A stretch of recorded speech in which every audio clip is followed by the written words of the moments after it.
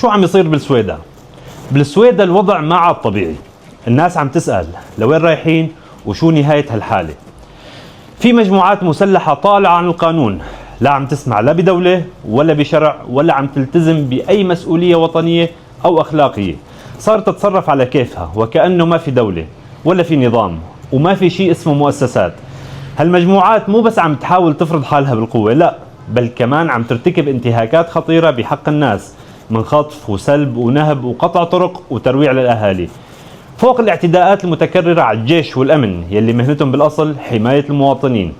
صار الواحد ما عاد آمن لا على حاله ولا على أولاده، لا بالشغل ولا بالبيت.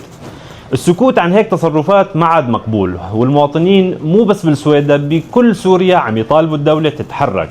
بدنا الدولة ترجع تفرض هيبتها، تسحب السلاح من كل حدا مو مفوض بحمله، وتلاحق كل مين أذى الناس أو تمرد على القانون، لأنه إذا كل مجموعة قررت تعمل دولة لحالها ما بنبقى دولة ومنصير فوضى.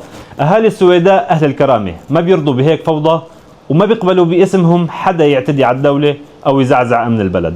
نحن بدنا القانون، بدنا الأمان، بدنا نعيش بكرامتنا، بس بظل دولة تحمينا وتحاسب كل مين بيغلط مهما كان اسمه أو مين من كان وراه. السويد ما لازم تكون ساحة لتصفية الحسابات ولا مرتع للفلتان.